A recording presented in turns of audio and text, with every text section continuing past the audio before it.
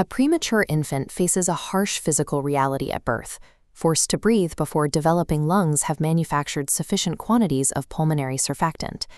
Without this crucial lipid-protein mixture coating the airways, the immediate consequence is an exponential increase in alveolar surface tension. The fluid inside the lungs acts like an adhesive, resisting expansion. This diagram illustrates the resulting pathophysiological cascade. Notice how the alveolus collapses inward under those immense surface tension vectors. This widespread collapse, called atelectasis, causes severe hypoxemia. Because the physical architecture is crushed, simply flooding the airway with standard oxygen therapy will not reverse the low blood oxygen levels. The oxygen molecules physically cannot cross the collapsed membrane into the bloodstream. As localized hypoxemia worsens, surrounding blood vessels constrict, triggering widespread pulmonary vasoconstriction. This constriction forces pulmonary blood pressure to climb.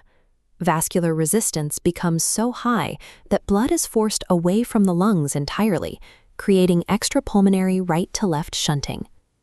Clinical management of IRDS requires a highly precise interception of this cascade, accurate biochemical prediction, prophylactic surfactant delivery, and aggressive, lung-protective mechanical ventilation. IRDS is a mechanical failure of the airway architecture. Without immediate physical stabilization of the alveoli, this structural collapse triggers the systemic cardiopulmonary decline. The clinical timeline for managing IRDS begins long before birth by identifying high-risk demographic profiles. The primary indicators are a gestational age under 37 weeks, a birth weight below 1,500 grams, and maternal risk factors such as diabetes. For pregnancies meeting these criteria, clinicians actively predict pulmonary immaturity at 35 weeks gestation by extracting and analyzing the biochemical makeup of the amniotic fluid. This data comparison chart shows the biochemical thresholds used for diagnosis. The primary indicator for impending IRDS is the ratio of two specific phospholipids, lecithin and sphingomyelin. While a mature lung produces an LS ratio greater than 2.0, a ratio dropping below 2.0 indicates severe vulnerability. Clinicians also look for a secondary confirming biochemical marker, the complete absence of phosphatidylglycerol. When the LS ratio is low and phosphatidylglycerol is absent, the infant will lack adequate surfactant at birth. If the data indicates an early birth is highly likely, specifically between 24 and 34 weeks of pregnancy, clinicians deploy the primary preventative intervention, maternal administration of antenatal corticosteroids. Antenatal steroids alter the premature infant's physiological baseline by artificially enhancing lung maturation prior to delivery. This single intervention drastically reduces the risks of severe IRDS, neonatal brain hemorrhage, and overall mortality. Once the infant is delivered, assessment shifts to the immediate postnatal environment. Within the first few hours of life, the mechanical strain of breathing without surfactant begins to manifest physically. The observable markers of progressive distress are distinct. The infant will develop tachypnea, exceeding 60 breaths per minute. You'll see subcostal and intercostal retractions, hear expiratory grunting, and observe nasal flaring, accompanied by visible cyanosis in room air. To confirm the physical state of the airway, we rely on imaging. This neonatal chest X-ray mock-up highlights the definitive radiographic hallmarks of IRDS. The total lung volume is visibly low. Across the lung fields, you can see a diffuse reticulogranular or ground glass pattern, which is contrasted sharply by dark, distinct air bronchograms. These physical and radiographic signs correlate directly with the expected arterial blood gas profile. Blood draws will reveal severe hypoxemia paired directly with respiratory acidosis. A rapid diagnosis requires running a strict differential diagnostic matrix to rule out other conditions that mimic IRDS anatomically. Transient tachypnea of the newborn, or TTN, presents with similar respiratory distress, but TTN almost exclusively affects term or late preterm infants, making it highly unlikely in cases of extreme high-risk prematurity.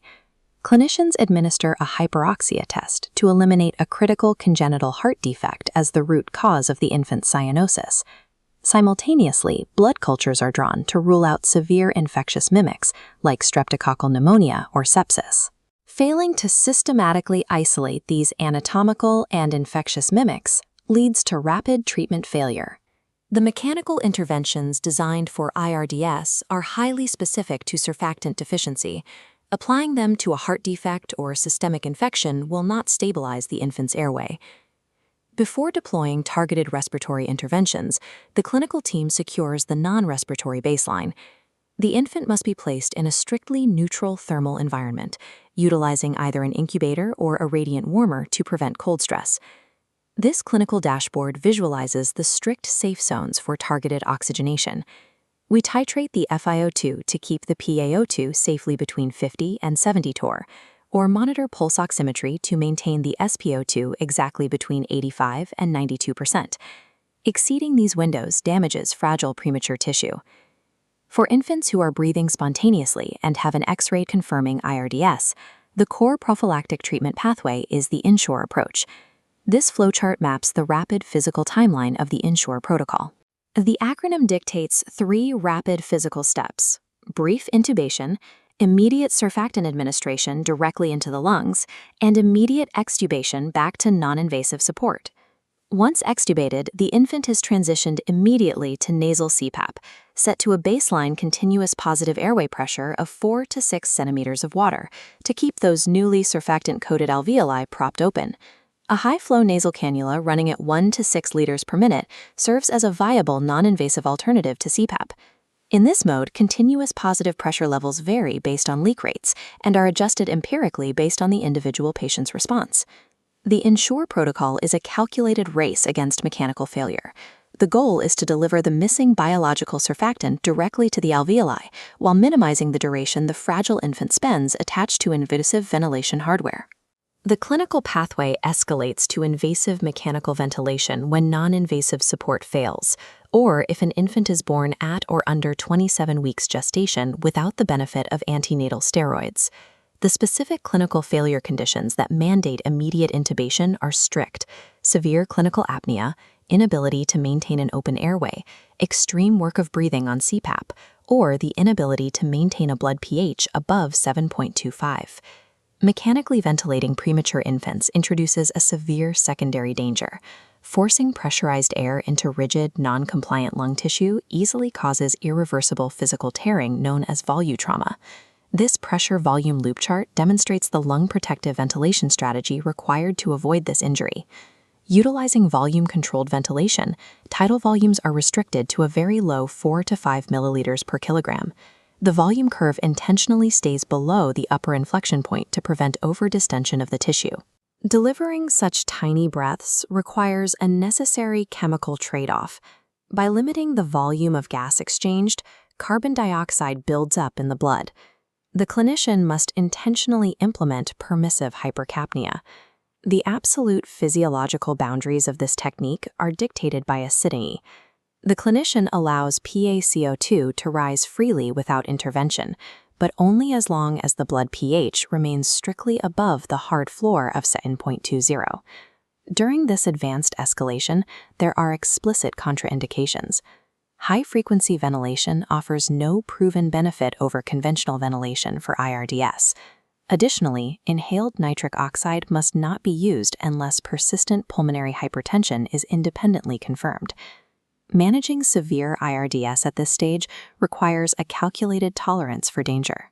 The clinician intentionally permits abnormal hypercapnic blood gas values because prioritizing perfect chemistry would require ventilation pressures that permanently destroy the fragile physical architecture of the lung. The final phase of the IRDS clinical pathway focuses entirely on finding the window for early extubation, returning the infant to non-invasive nasal CPAP. There are 3 mandatory physiological benchmarks required for this weaning process. The infant must exhibit an adequate spontaneous respiratory drive. They must require a mean airway pressure of 7 centimeters of water or less. And finally, they must maintain satisfactory oxygenation while receiving an FiO2 of 35% or lower. Successfully treating infant respiratory distress syndrome is an exercise in extreme clinical restraint.